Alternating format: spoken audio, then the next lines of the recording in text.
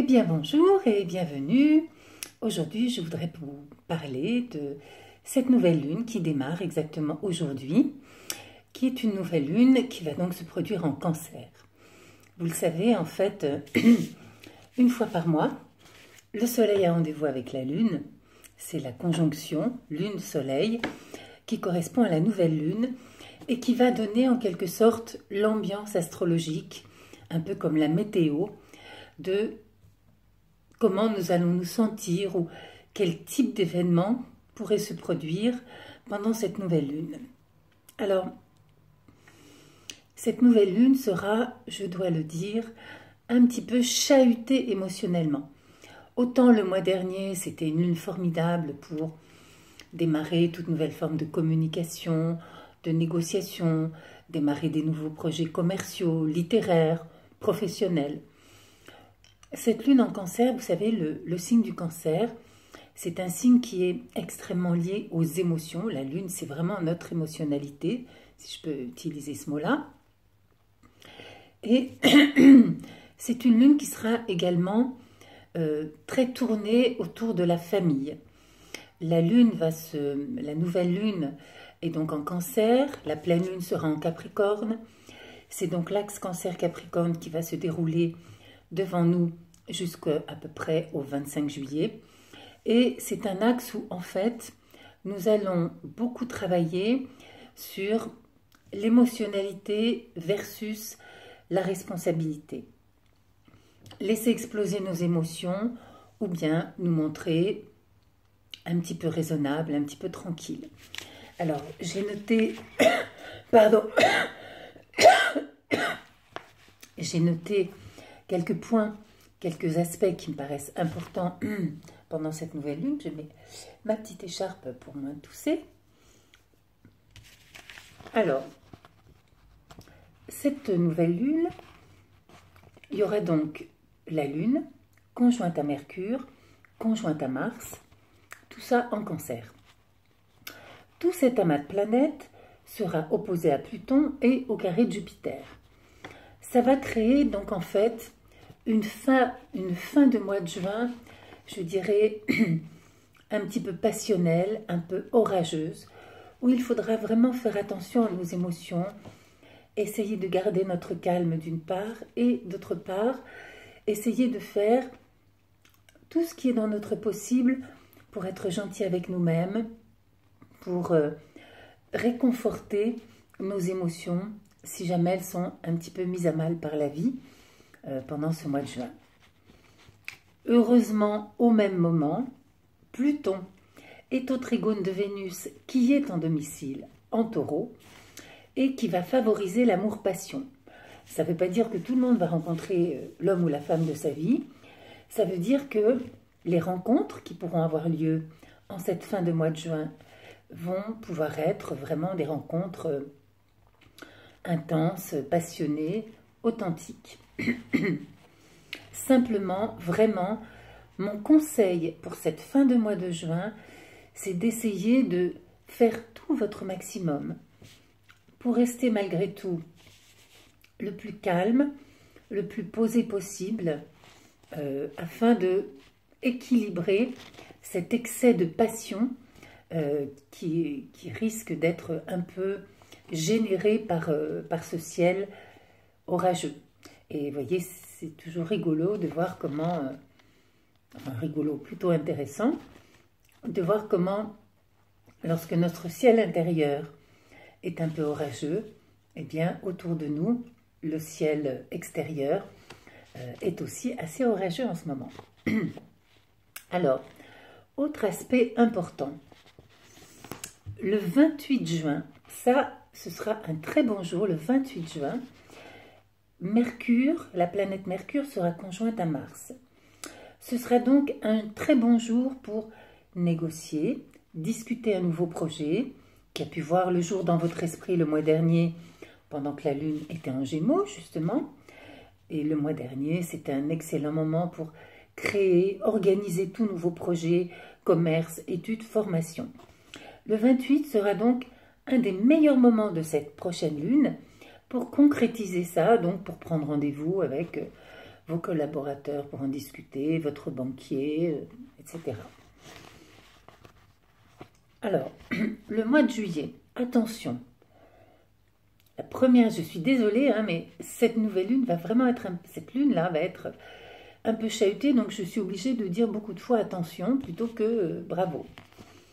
Le mois de juillet va démarrer le 2 avec une opposition Mars-Pluton. Alors, cette opposition sera exacte le 2 juillet, mais bien entendu, son influence se fera sentir plusieurs jours avant et plusieurs jours après, globalement jusqu'à la pleine lune du 9 juillet. Attention parce que c'est un aspect Mars-Pluton. L'aspect positif, c'est que ça peut nous donner énormément d'énergie, de l'énergie pour faire évoluer, nous débarrasser de toutes les choses de notre vie qui ne nous convenaient pas. L'aspect négatif, c'est que c'est une rencontre de planètes qui peut nous rendre un peu irritables, un peu nerveux, un peu à fleur de peau. Donc la meilleure manière plutôt d'utiliser ce transit, c'est vraiment de ne pas s'accrocher aux choses qui ne fonctionnent plus, de les laisser partir et d'accepter de transformer ce qui ne marchait pas dans notre vie, que ce soit des situations, des choses matérielles ou des relations qu'il nous faut transformer. Bien, j'avance dans le mois. Alors, le 5 juillet, nous allons vraiment changer d'ambiance sentimentale. Vénus, qui était jusque-là en Taureau, va rentrer en Gémeaux et Mercure sera carré à Uranus. Alors, Vénus, qui réside en Taureau depuis quelques semaines, je dois dire, Vénus en Taureau nous donne vraiment envie de profiter de la vie, de nous prélasser, de prendre des vacances, d'être bien, d'être sensuel. Maintenant, Vénus en Gémeaux, elle va être beaucoup plus branchée, si je peux me permettre l'expression, sur la communication. Vénus en Gémeaux, elle va vouloir parler de la relation et parler et communiquer en règle générale. Donc ça peut être un moment extrêmement favorable au niveau, comment dirais-je, relationnel, au niveau aussi de l'apprentissage, de la communication en elle-même. Vénus va apporter une note de chance, de bienveillance dans notre communication. Donc ce sera peut-être le moment de remettre à plat s'il y a eu des choses, on va dire des mises au point plus ou moins orageuses pendant le début de la Lune. S'il y a eu des moments difficiles, il peut y avoir eu aussi, avec ces configurations astrologiques de Mars, Mercure, la Lune en Cancer, tout ça, il y a pu avoir des moments de tristesse intense. Ce sera, avec Vénus en Gémeaux, le moment d'apaiser tout ça dans une communication bienveillante et harmonieuse. Uranus et Mercure, qui vont être au carré en même temps, vont apporter à tout cela, l'aspect positif, ce sera une note de créativité très importante, avec une petite touche de rébellion. Hein. Uranus-Mercure, on a envie de se rebeller, on a envie d'être indépendant. Donc, il faut essayer d'être plutôt du côté de la Vénus bienveillante en Gémeaux, plutôt que du côté de Uranus à Mercure. Mercure étant la planète maîtresse du Gémeaux, ça va vraiment donner aussi cette petite touche de rébellion, de nervosité quand même, possiblement, à la manière dont nous allons communiquer avec les autres. Donc, vous voyez, petit à petit, en se rapprochant de la pleine lune, l'atmosphère émotionnelle de ce mois, encore une fois, très émotionnel, évolue. Alors, le 6 juillet, autre date importante, Mercure va rentrer dans le signe du Lion. Alors, Mercure qui rentre dans le signe du Lion, nous allons vouloir être libres, créatifs et nous exprimer de manière affirmée. Maintenant, je passe à la pleine lune. Le 9 juillet, ce sera une pleine lune particulière parce que la lune sera conjointe à Pluton en Capricorne. Donc, Pluton passant beaucoup de temps en Capricorne et la lune tournant très vite, elle est régulièrement conjointe à Pluton en Capricorne et ce sont des moments si vous êtes un peu sensible ou si en ce moment, dans votre vie, puisque tout ça, ce sont des prévisions générales, bien sûr, qui sont très utiles. Après, il faut voir comment ça va se manifester dans votre vie. Et bien sûr, pour ça, il faut voir le thème individuel de chacun. Mais plutôt en Capricorne, ça risque d'être une humeur un petit peu inquiète, un petit peu angoissante. Il faut faire attention pendant les 2 ou 3 jours autour de la pleine lune, surtout aussi les 2 jours après la pleine lune, à ne pas attiser de rapports de force, à essayer de garder vraiment pour tout ce mois, cette fin juin et début juillet, la clé c'est de garder son calme, son sang-froid et sa bienveillance.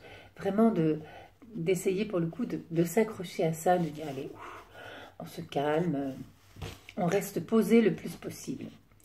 Et d'essayer aussi de garder son optimisme parce que la lune en Capricorne, conjointe à Pluton, ça peut être aussi un petit moment où on va se sentir un peu chiffon, un peu déprimé, où on va avoir tendance à voir les choses un petit peu en noir, en se disant « Ah, mais est-ce que ça va marcher, telle ou telle chose ?» Donc, il faut vraiment vous dire, laissez passer ce petit moment, gardez votre optimisme, c'est juste un moment à traverser. Alors, je lis mes notes pour essayer de ne pas en oublier la moitié. Oui, une chose très importante. Cette pleine lune, donc, elle est sur l'axe Cancer-Capricorne. En fait, vraiment, le défi, je dirais, spirituel de ce mois-ci, l'axe Cancer-Capricorne, c'est, comme j'ai dit un peu tout à l'heure, mon émotionnalité par rapport à mon sens de responsabilité, un petit côté immature où on a envie de se laisser aller, avec un côté qui voit un peu plus loin, d'un peu plus haut. Ce que cette lune nous demande de travailler, c'est vraiment d'essayer d'équilibrer les choses en étant plutôt dans notre aspect Capricorne. L'aspect Capricorne, il est responsable, il est sérieux, il est fiable, il est posé, il réfléchit à long terme et il ne se laisse pas trop embarquer par le flot des émotions. Et c'est un peu ça le défi de cette lune, jusqu'au 25 juillet, c'est de ne pas se laisser embarquer par le flot des émotions, sauf si ce sont des émotions agréables et optimistes, et d'essayer justement de se dire, bon, là, on le sait, dans la vie, il y a des moments qui sont plus chahutés que d'autres. Là, c'est une lune un peu chahutée, donc essayez de faire au mieux en restant centré, gardez votre calme, gardez votre sang-froid. Voilà, j'avais écrit, cette pleine lune va nous demander d'être sages et responsables. Soyons un capitaine stable et maintenons le gouvernail vers la lumière, la sagesse et surtout gardons confiance. Alors, la deuxième moitié de cette lune, du 10 au 24 juillet, elle sera encore bien sûr dans l'émotion, mais ce sera un petit peu différent. Elle sera marquée le 18 juillet par un carré Mars-Uranus. Alors, traditionnellement, Mars-Uranus, ça peut être une certaine nervosité, une certaine impatience, irritabilité. On va dire, oh là là, mais qu'est-ce que ça m'énerve cette situation. Mais on ne sera plus dans l'atmosphère, on ne sera plus dans l'atmosphère un peu de déprime, de ce début du mois. On sera plus dans quelque chose de très énergique parce que Mars et Uranus en bélier, c'est quand même quelque chose de bien énergique. Attention donc à ne pas vous disputer. Alors, traditionnellement, Mars-Uranus, on dit aussi attention aux accidents. Heureusement, je ne sais pas, on n'a pas fait des statistiques pour voir s'il y avait plus d'accrochage les jours où Mars est au carré d'Uranus.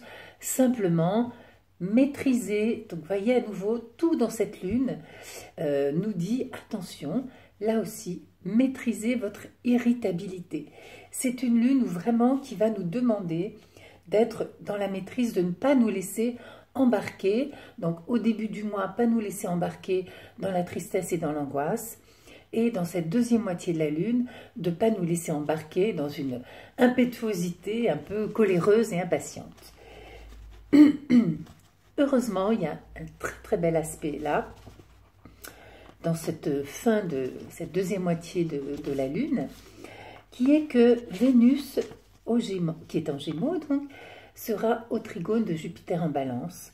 Donc ça, c'est un aspect magnifique qui va beaucoup atténuer tout ce que je viens de dire concernant l'irritabilité. Alors bien sûr, puisque les Gémeaux et la Balance sont des signes d'air, on va dire que toutes les personnes qui sont en signe d'air, Gémeaux, Balance, Verseau, sont des personnes qui vont être pendant cette deuxième partie du mois, donc du 10 juillet jusqu'au 24 juillet, qui vont être vraiment favorisés par cet aspect et qui pourront plus vivre vraiment l'aspect de communication bienveillante, de chance, de protection par les amis, de belles relations dans le couple. Ce sera beaucoup plus facile pour les personnes en signe d'air que pour les personnes en signe de feu, qui seront sans doute plus touchées par ce carré Mars-Uranus. Malgré tout, ce joli trigone de Vénus et Jupiter va quand même bien atténuer les choses et va nous permettre de finir ce mois en beauté. Alors le 20 juillet, ce sera à la fin de la lune et ce sera déjà le moment de préparer la nouvelle lune. Mars va rentrer dans le signe du Lion et il va nous donner là beaucoup d'énergie pour réaliser nos projets, nous affirmer, nous passionner dans le bon sens du terme. Voilà, c'était les prévisions pour ce mois-ci. Donc, au risque de me répéter, vraiment pendant ce mois-ci, restons calmes, restons responsables, essayons de rester posés et de laisser passer simplement les moments un petit peu trop émotionnels qui pourraient arriver pendant ce mois-ci. Voilà, je vous dis à très très bientôt. Bientôt, je vais commencer à mettre en ligne des petites leçons, peut-être de 10 ou 15 minutes, qui vont vous permettre de vous familiariser plus avec les choses que je vous raconte et qui me passionnent. Au revoir.